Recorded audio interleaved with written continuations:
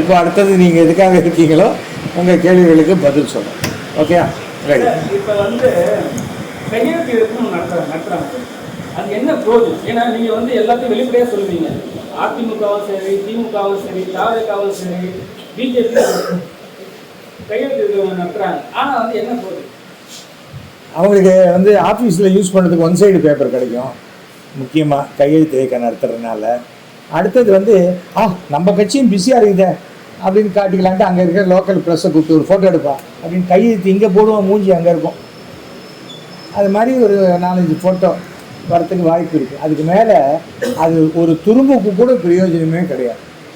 ஞாபகம் இருக்கா, விடுதலை போராளிகளை ரிலீஸ் பண்ணணும்னு 1,00,000 கையெழுத்து அனுப்புகிறேன். நாங்கள் கையெழுத்தினால எந்த பெரிய ஜனாதிபதி ஒரே ஒரு கையெழுத்து போட்டால் போதும், பிரதம மந்திரி ஒரு கையெழுத்து போட்டால் போதும், முதல் மந்திரி ஒரு கையெழுத்து போட்டால், குப்பா சுப்பா எல்லாரும் சேர்ந்து எதுக்கு கையெழுத்து போடணும், போட்டு நம்மளும் கையெழுத்து போட்டோம் அப்படிங்கிற ஒரு இது தான். அதுக்கு மேலே ஒன்றுமே கிடையாது. அது வந்து நான் கூட 2 நாள் முன்னாடி போனேன். அது என்னன்னா, அங்கே இருக்கிறவங்களுக்கு என்னுடைய ஆதரவை தெரிவிப்பதற்காக நான் போட்டேன். தமிழ்நாட்டுக்கு இருமொழி கொள்கையே போதும் அப்படின்னு நான் போட்டேன். ஆனால் இந்த குழந்தைகளை பிடிக்கிற பூச்சாண்டி பிடிக்க வருவாங்க, முட்டாய் கொடுத்து கூட்டின்னு போயிடுறது, வேனில் தூக்கின்னு போகிறாங்க மாதிரி பள்ளிக்கூட குழந்தைகள்லாம் கையை பிடிச்சி கையெழுத்து போட சொல்கிறது அயோக்கியத்தனம். அது தமிழக பாரதிய ஜனதா பண்ணது மன்னிக்க முடியாத தப்பு. குழந்தைங்களெல்லாம் கையை பிடிச்சி போக்சோ சட்டம்னு ஒன்று இருக்குது. நீ வந்து உங்கள் வீட்டு குழந்தைங்களை ஜாகிரதையாக ஹேண்டில் பண்ணணுன்னு இருக்கு. போகிற பையனை பிடிச்சி இருக்கிறாங்க, பொண்ணை பிடிச்சி பொண்ணெல்லாம் இப்போ எனக்கு பெண் குழந்தைய பிடிச்சி இருக்கிற மாதிரி நான் பார்க்கல. ஆனால் ஒரு பையனை திருப்பி பிடிச்சி இருக்கிற மாதிரி வருது. ரொம்ப தப்பான ஒரு விஷயம். தவிர வந்து அரசு பள்ளிக்கூடங்களில் தமிழக அரசு என்ன கொள்கை வைத்திருக்கிறதோ அந்த கொள்கைப்படி தான் நடக்கும். அது தெரிஞ்சுதான் பெற்றோர்கள் அரசு பள்ளிக்கூடத்தில் சேர்க்குறாங்க. அரசு பள்ளிக்கூடத்தில் வந்து டிஏவி ஸ்கூலை விட சிபிஎஸ்சி சிஸ்டத்தோட பிரமாதமாக இருக்குப்பா அரசு பள்ளிக்கூடம் அப்படின்னு யாரும் சேர்க்கல.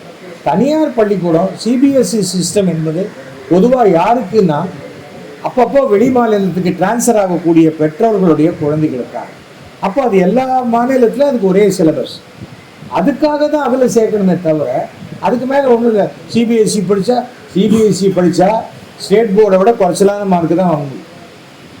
ரொம்ப ப்ரில்லியண்ட்டாக இருந்தால் தான். ஏன் அத்தனை பேர் கிளாஸில் அவ்வளோ ப்ரில்லியண்ட்டாக இருக்கணும்? கிளாஸில் அத்தனை பேர் ஒழுக்கமான மாணவராக இருந்துட்டால் போதுமே, சிட்டி நல்லா இருக்கும்ல. நாம் வந்து கல்விக்கு கொடுக்கக்கூடிய முக்கியத்துவத்தை விட ஒழுக்கத்துக்கு முக்கியத்துவம் கொடுக்க வேண்டும்.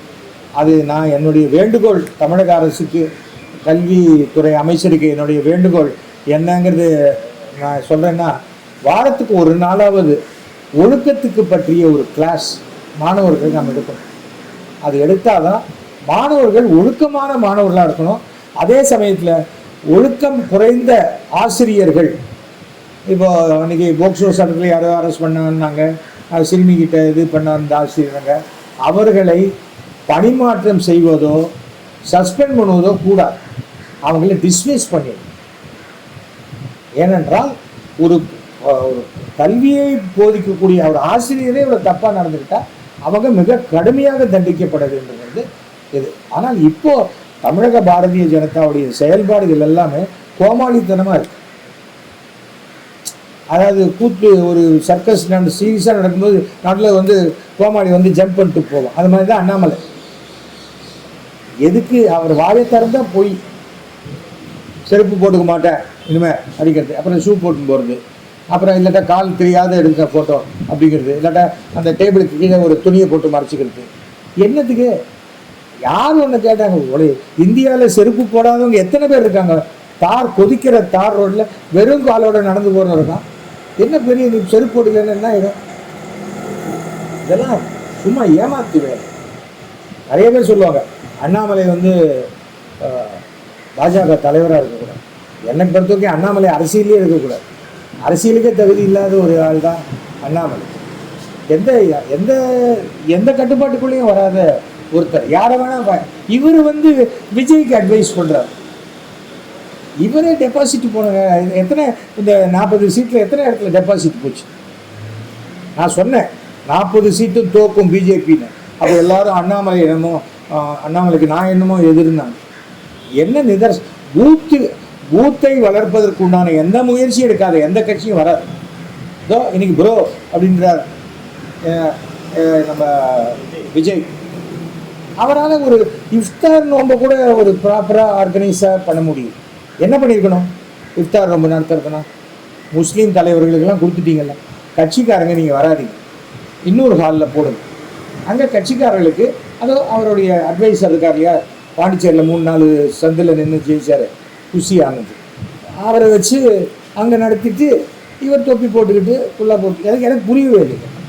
ஒரு ஒரு ஒரு நான் கூட 2 இஃப்தார் விருந்துக்கு எடுத்துக்கிட்டு நானாக தான் இதே விபூதி குங்குமத்தோடு போனேன். அந்த நோம்பின் முறையை அதை நான் வந்து பாராட்டுறேன், அதை மதிக்கிற மாதிரி போகிறேன். நான் உடனே அப்படியே நான் முஸ்லீமாக மாறி போகணும்னு முஸ்லீமும் நினைக்கல, அவங்க நம்பவும் மாட்டாங்க. நம்ம ஏன் பண்ணணும்? அப்போ சுனத்காக எடுத்துக்கு போகிறோம்னா என்ன பண்ண முடியும்? ஃபர்ஸ்ட் ஆஃப் ஆல் நம்ம எல்லாத்துலேயும் நாம மாற முடியாதுங்க. நாம இருக்கணும், ஆனால் எல்லோருடையும் அனுசரித்து போகணும். அதுதான் சமுதாயம். எங்கள் பக்கத்து வீடு முஸ்லீம், அதோ எதிர்த்து வீடு கிறிஸ்டின், அதோ இந்த வீடு கிறிஸ்டின், அப்புறம் அதுக்கு அடுத்த வீடு முஸ்லீம்.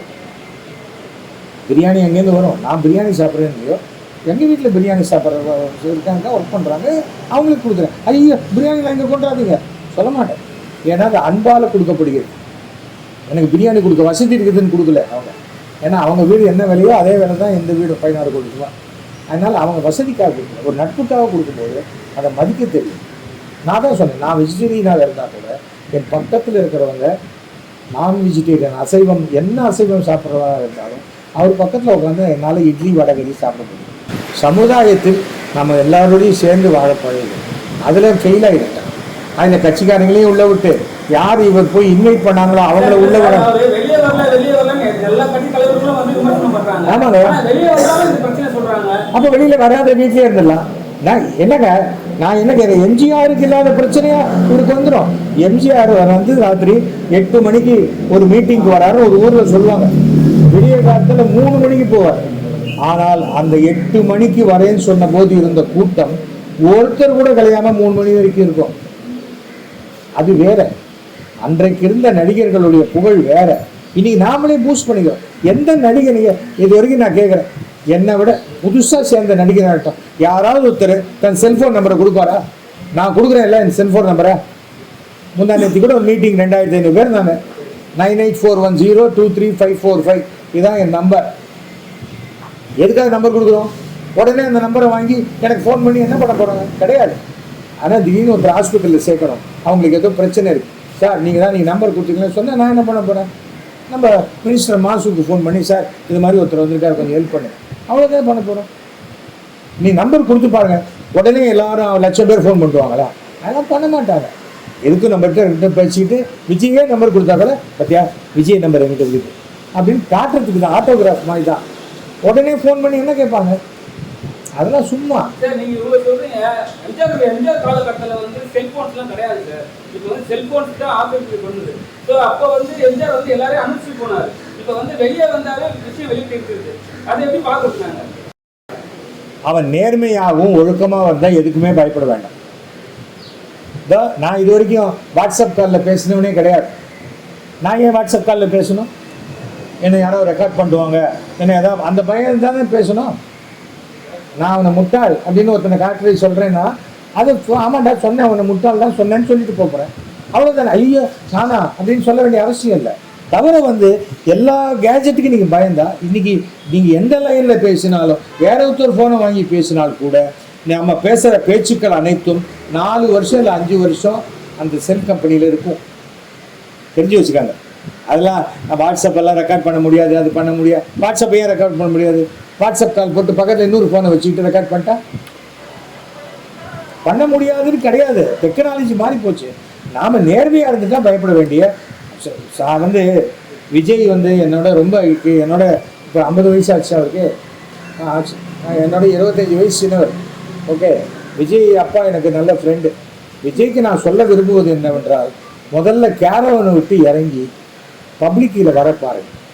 பவுன்சரெல்லாம் முதல்ல வச்சுக்காரு. ஒய் கேட்டகரி இவர் கேட்டாருன்னா சொன்னால் அது விஜய்க்கு மைனஸ். மக்களை நெருங்க விடாமல் பார்த்துப்பாங்க.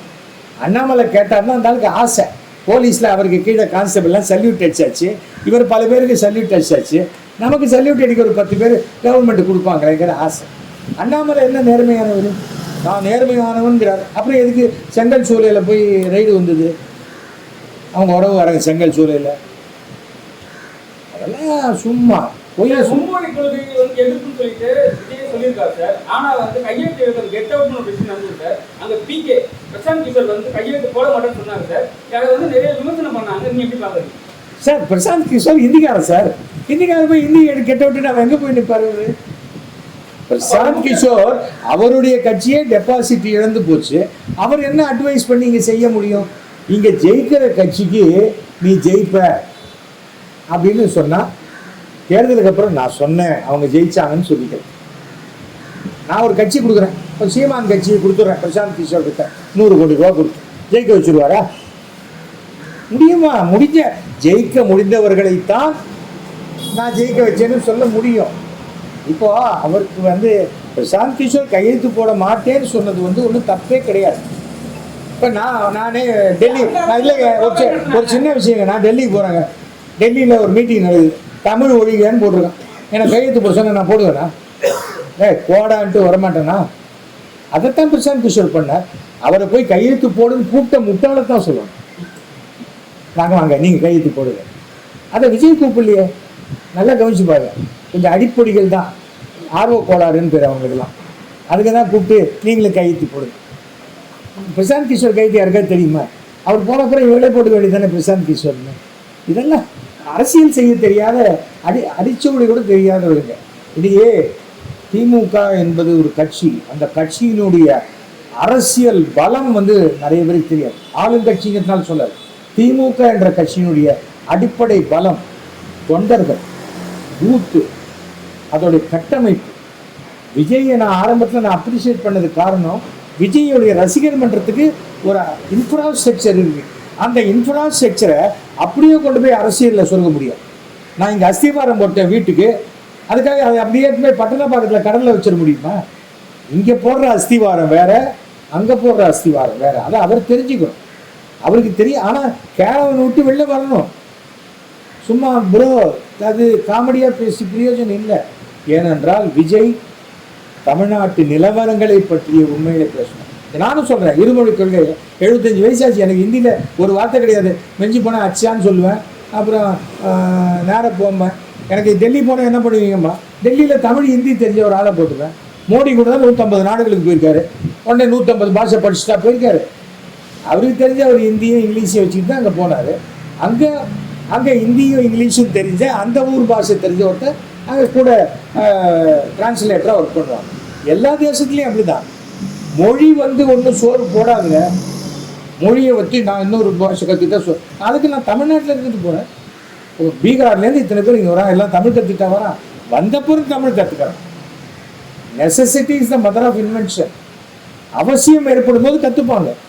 வெளியூருக்கு டிரான்ஸ்ஃபர் ஆகுது, வெளி மாநிலத்துக்கு டிரான்ஸ்ஃபர் ஆகுதுன்னா அந்த புருஷன் இங்கிலீஷை தவிர வேறு எதுவும் பேச மாட்டான்.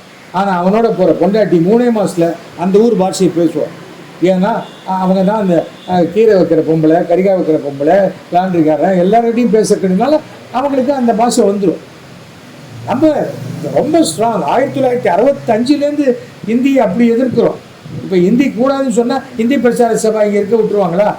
எத்தனை ஹிந்தி பிரச்சார சபா இருக்குது? இதோ இங்கே கல்யாணகர் அசோசியேஷன் இருக்குது.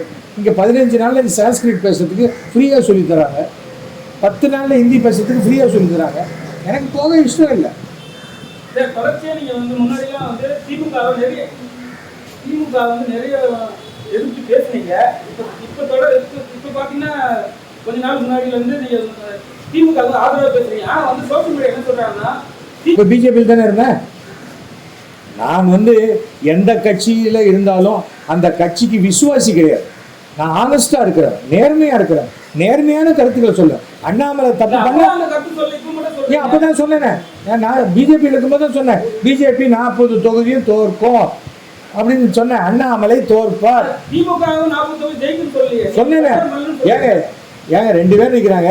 இவர் தோற்பார்னா யார் ஜெயிப்பாங்க? அவரா ஜெயிப்பார். நீங்கள் தானே ஜெயிக்கணும். எந்த மறக்கிறேன்னு நினச்சிக்கிட்டு எப்படியோ கேட்குது. அதாவது இல்லை பாஸ், இல்லை ஒரு கட்சியை சேரும்போது அந்த கட்சி சார்ந்த விஷயங்களுக்கு என்னோட கருத்தை தெரிவிப்பேன், கட்சி சார்ந்த கொள்கைகள். ஆனால் இன்னைக்கு போட்டிருக்கார் முருகன் சொல்கிறார், ஒரு மொழியை வைத்து அரசியல் செய்யக்கூடாது. அப்போ மதத்தை வச்சு அரசியல் செய்யலாமா? நான் பிஜேபியிலேருந்து வெளில வந்ததுக்கு காரணம் அவங்க மத அரசியல் செஞ்சது எனக்கு பிடிக்கும். நான் என்னுடைய சினிமா பார்த்து எத்தனை பேர் பார்த்தாங்க? இந்துக்கள், கிறிஸ்டியன், முஸ்லீம் எத்தனை பேர் பார்த்து வளர்ந்தான்? அப்படி வளர்ந்த நான் வந்து இன்றைக்கி எனக்கு நான் ஒரு கட்சியில் சேர்ந்ததுனால நான் முஸ்லீம்களுக்கு எதிராக பேசணும், என்னால் பேச முடியாது. நான் எப்படி பேச முடியும்? என்னுடைய ரொம்ப நெருங்கின நண்பர் நம்மளுடைய அபுபக்கர், பிரசிடென்ட் ஹோட்டல் பிரசிடென்ட், எத்தனை எனக்கு எவ்வளோ தூரம் அவர் வந்து மெக்காலேருந்து அந்த புனித நீர் கொண்டு வந்து கொடுத்துருக்காங்க. இன்னும் எங்கள் வீட்டு பூஜை ரூமில் இருக்குது. எங்கள் வீட்டு சாமி உடனே சிவன் திட்டுவாரா? ஓ இது வேறு சாமி, வெளில எடுத்துன்னு போது சொல்லுவாரா? சண்டை எந்த சாமியும் சண்டை போடுறதில்ல. நம்ம தான் சாமி பேரில் சண்டை போட்டு அசிங்கப்படுத்திக்கிறோம். திருப்பரங்குன்றத்தில் அவ்வளோ பெரிய சண்டை அவசியமே இல்லை. அதே திருப்பரங்குன்றம் முருகன் கோயில் தெருவுலேயே எத்தனை பிரியாணி கடை இருக்குது. அப்போ அந்த மலை மேலே ஓரமாக போய் யாரோ சாப்பிட்டுட்டா சாமியை தீட்டாயிடுமா? மனுஷங்க தான் தீட்டாகலாம், கடவுள் தீட்டாகவே மாட்டேன். நீ குளிச்சுட்டு சாமியை பார்க்க போறியோ, குளிக்காமல் சாமியை பார்க்க போறியோ, கடவுள் கோச்சிக்க மாட்டேன்.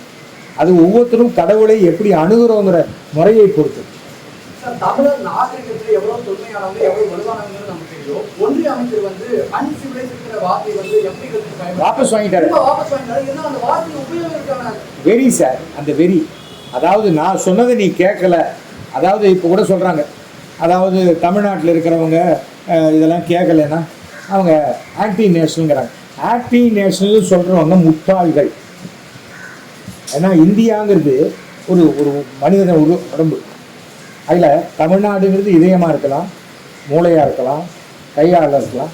அப்போது தமிழ்நாடு, நான் தமிழ்நாடை நேசிக்கிறேன்னா நான் இந்தியாவை நேசிக்கிறேன் தான். 27 சொல்லிட்டீங்க. 2026 விஜயோட கட்சி எந்த ஆளுமை இருக்கு? விஜயோட கட்சி 2026 எத்தனை சதவிகிதம் தனித்து நின்று ஓட்டு வாங்கினார்கள் என்ற காட்டக்கூடிய முயற்சியில் அந்த 2026 மே மாதத்துக்குள்ள விஜய் தமிழ்நாட்டை 2 முறை சுற்றி வந்தால் அவர் ஒரு 10% வரைக்கும் ஓட்டு வாங்கலாம். அவ்வளோதான். ஆனால் எல்லாரும் செதறி நின்னாக்க ஒரு பிரயோஜனமும் கிடையாது. நம்ம ஊரில் கூட்டு சேர்ந்து நம்ம சேர்ந்து ஆட்சியை ஒரு ஒரு பொதுவான கருத்துக்கே ஒன்றும் சேர வரமாட்டேங்கிறாங்களே. ஏன் இருமொழி கொள்கையை நான் தனியாக அனௌன்ஸ் பண்ணுவேன், ஆனால் அரசு மீட்டிங்கில் வந்து அனௌன்ஸ் பண்ண மாட்டேங்கிறாங்க. அதில் என்ன இருக்குது? ரகசியமாக சில விஷயத்துக்கு ஒன்று சேர்ந்துக்கிறாங்க, அவ்வளோதான். என்னை பொறுத்த வரைக்கும் இன்றைக்கி பர்ஃபார்மன்ஸ் நல்லா இருக்குது. ஒரு குடும்பத்தாருக்கும் திமுக அரசு சுமார் 5000 ரூபாய் வரைக்கும் உதவிகள் செய்து கொண்டிருக்கிறது. 1.5 கோடி பேர் பயனடைகிறாங்க. அந்த 1.5 கோடி பேர் ஓட்டு நிச்சயமாக இருக்குது. அதன் பிறகு இன்னொரு விஷயம் என்னென்னா, தமிழ்நாட்டினுடைய வெற்றி தோல்வியே 3 லட்சம் ஓட்டில் தான் நடக்குது.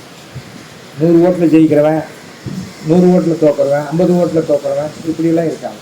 அந்த மாதிரி இருக்கும்போது நான் ஒரு சின்ன ரிக்வஸ்ட் மாண்புமிகு தமிழக முதல்வர்கிட்ட வச்சுருக்கேன். அது அந்தனர் நல வாரியம்னு ஒன்று ஆரம்பிங்க.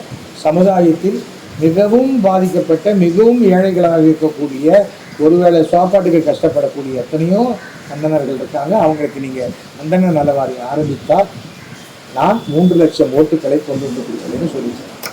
அது எனக்கு எந்த பெரிய எனக்காக இல்லை. எனக்கு ஒரு சீட்டு கொடுன்னு கேட்கல. இப்போவே நான் சொல்கிறேன், எஸ்வி சேகர் மயிலாப்பூரில் சீட்டு கேட்கறதா சீட்டு கேட்க யாராவது சொன்னாக்க யாரும் நம்பாதீங்க. நான் 2011 நான் முடிவெடுத்துட்டேன், இனிமேல் ஓட்டு கேட்டு தேர்தலை நிற்கும் அரசியலில் நான் இல்லை. நான் எந்த தேர்தலையும் நான் நிற்க மாட்டேன். அதனால் அது நாளைக்கே என் பையன் டிஎம்கே சேரானா அவன் இஷ்டம், கண்டிப்பாக சேரும்.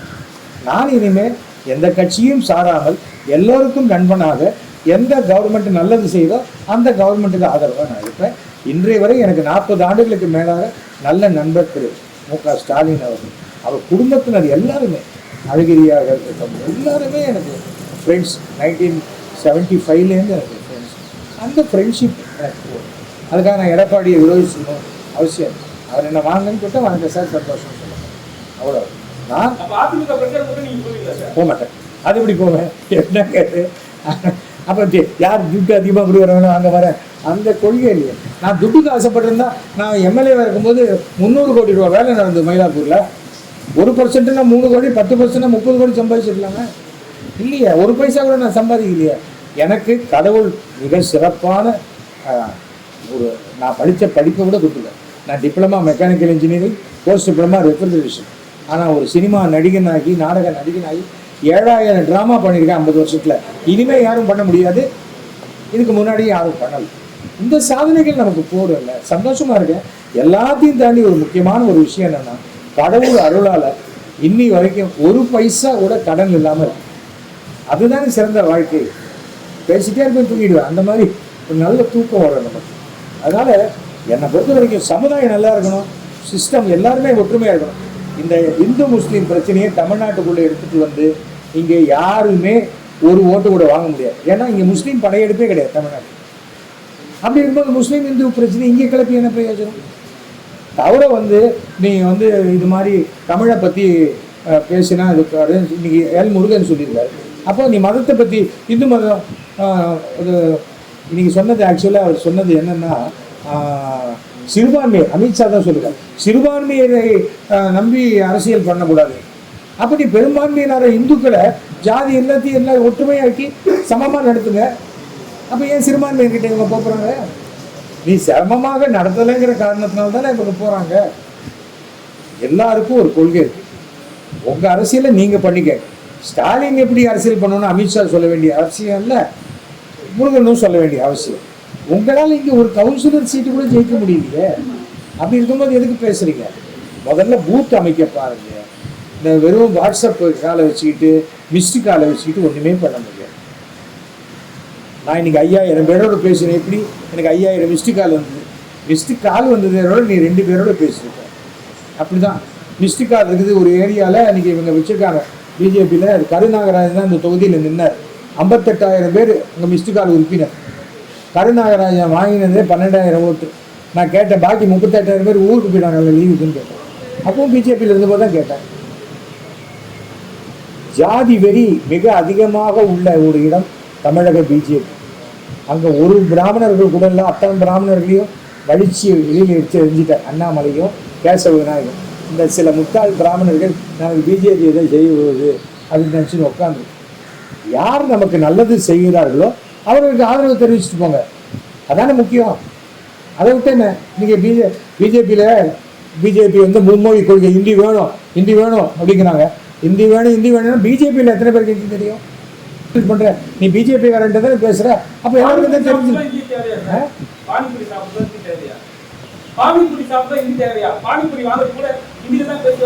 இல்லைங்க, பானிபூரி வாங்கிறதுக்கு ஹிந்தி தேவையில்லை. அது வந்து விற்கிறவன் தான் கற்றுக்கணும், வாங்குறவங்க கற்றுக்க வேண்டாம். எனக்கு அது வேணும்னு கேட்டால் கொடுத்துருக்கோம். ஜப்பான் போகிறோம், ஜப்பானில் ஒய்ஜி மகேந்திரன் பொண்ணு கொஞ்சம் அவங்களாம் அறகுறைங்க. ஏதோ அவங்களுக்கு இருக்கிற கஷ்டத்துக்கு அங்கேருந்து யார் காப்பாற்றுவாங்கங்கிற பேரில் அவங்கள குஷிப்படுத்துறதுக்கு பேசுகிறாங்க. ரொம்ப சின்ன பொண்ணு அது. அதாவது சின்ன பொண்ணு, என் பொண்ணு வயசு. அதனால் அதுக்கெல்லாம் பதில் சொல்ல வேண்டிய அவசியம் இல்லை. அவங்கள வந்து அரசியலில் யாருமே பொருட்படுத்துறது இல்லை. ஏதோ கூட்டம் நடக்கும், நானும் கேட்டு கொடுக்க முழுக்க ஓடுற மாதிரி வரும். அவங்க உடனே நாளைக்கு ஒய்ஜி மகேந்திரன் பொண்ணை கொடுத்து நாளைக்கு எம்எல்ஏ சீட்டு கொடுத்துருவாங்களா? போய் நிற்க சொல்லுங்க பார்க்கலாம். அதெல்லாம் சும்மா இதில் ஒரு 2 வருஷம் கழிச்சு ஏமாந்து எனக்கே ஃபோன் பண்ணாங்க, அங்கிள் அன்றைக்கி நீங்கள் சொன்ன மாதிரி ஆயிடுச்சு அங்கிள் அப்படின்னா. நிறைய பேர் சொல்ல என்ன YG Mahendran sir, YG Mahendran என்னுடைய நண்பர். அவங்க ஃபேமிலியாக எனக்கு 40 வருஷமும் தெரியும். அவங்க பொண்ணு அவள் பிறந்ததுலேருந்து எனக்கு தெரியும். அதுக்காக மாற்றுக்கருத்து. ஒய்ஜி மகேந்திரன் போகிற ட்ராமா வேறு, என் ட்ராமா வேறு. அவர் மிகச்சிறந்த நாடகங்கள் உணர்ச்சிபூர்வமாக போடுவாங்க. நான் ஜனங்களுக்கு பிடிச்ச மாதிரி போடுவேன், அவ்வளோதான். அதனால் ஒவ்வொருத்தரும் ஒவ்வொரு விதமான, அதனால் ஏன் ஃப்ரெண்டாக இருக்கக்கூடாது. ஐலண்ட்ஸ் வரணும் அனைவருக்கும் சார். 2015 பண்ணிட்டாங்க. இப்போ அதுக்கு அங்கீகாரம் கொடுத்துருக்காங்கன்னா இப்போ கொடுக்கல சார், 2017 கொடுக்கப்பட்டு விட்டது. 17 கொடுத்துருக்காங்க. ஆனால் ரிலீஸ் பண்ண முடியல. நமக்கு நம்மளுடைய சிஸ்டம் ஆஃப் ரிலீஸ் தப்பாக இருக்குது. ஏன்னா இவங்க கேரளாலேருந்து வந்து ஒரு படத்தை எடுத்துட்டு அதை வந்து வியாபாரம் பண்ணுறதுக்கு அந்த நுணுக்கம் தெரியல. படம் எடுத்துட்டாங்க. நான் தான் இதை ரொம்ப திருப்பி தூக்கி போட்டுறாதையா பண்ணு வேற ப்ராப்ளம் இல்லை.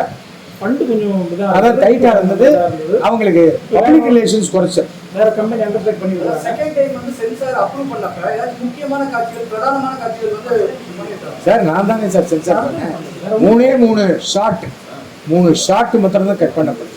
இந்த ஜெயிலில் இருக்கிற இவங்கள எத்தனை குழந்தைங்க நம்ம குழந்தைங்கன்னு தெரியாதுன்னு அங்கே இருக்கிற போலீஸ் ஆஃபீஸர் பேசுகிற மாதிரி அது ஒன்று கட்டு. அப்புறம் இன்னொன்று வந்து அந்த புத்தர் சிலை மேலே ஒரு புடவையோ இல்லை ஒரு பக்கத்தில் விஸ்கி பாட்டிலையும் வைக்கிற மாதிரி ஒரு ஷாட்டு. அப்புறம் இன்னொரு ஷாட்டு ஏதோ சம்திங் இது நாம் ஃபஸ்ட்டு சீனில் வரும் அந்த பையன் போய் அந்த ஜெயிலர் இருக்கார் இல்லையா, அவருடைய ஒய்ஃபோ பையனும் பேசுவோம். அப்பா நீங்கள் லீவுக்கு வந்தோடனே நாம் கதிர்காமம் கண்டி கோயிலுக்கு போயிட்டு வரலாம். கதிர்காமம் கண்டிங்கிறது மட்டும் கோயிலுக்கு போயிட்டு வரலாம். ஏன்னு சொன்னால் இது இலங்கையில் நடக்கக்கூடிய கதை என்று தெரிந்தால் அப்போ அதுக்கு உண்டான இது இருக்கு, நம்ம செய்ய முடியாது. ஒரு நட்பு நாடுகளுக்கு உண்டான விஷயத்த அங்கே இருக்கிற பிரச்சனையை நம்ம சொல்லக்கூடாது. இப்போ நான் இதை கட் பண்ண பிறகு இது எந்த நாட்டில் நடக்கிற கதைன்னே தெரியாது, பொதுவான ஒரு கதை தான். அவ்வளோ பார்க்குறவங்களுக்கு தெரியும். உலகத்துல இருந்து வேணாலும் ரிலீஸ் பண்ணலாம், அந்த மாதிரி ஜெனரலாக தான் இருக்குது. நான் ஒன்றுமே இப்போ பற்றியோ கரெக்ட் சார், இப்போ சொல்ல மாதிரி தான் அதை பற்றியோ ஒன்றுமே இல்லை. நான் சொல்லும் போதே நீங்கள் ஒன்றும் கோச்சிக்காதீங்க ப்ரோ அப்படின்னு நான் சொல்லிட்டேன்னு வச்சுக்கோங்களேன், நீங்கள் உடனே சொல்லுங்கள் என்ன சார் அவரை மாதிரி பேசுகிறீங்க. நான் யாருமே ப்ரோங்கிற வார்த்தை காமன் தானே, அந்த மாதிரி அண்ணா கோச்சிக்காதீங்கண்ணா நீங்கள் தப்பாக பேசுறீங்க அதுக்காக நான் சவுக்கால் அடிச்சிக்க மாட்டேன்னா அப்படின்னா என்ன பண்ணுவீங்க, அது மாதிரி சார். நன்றி, வணக்கம் சார்.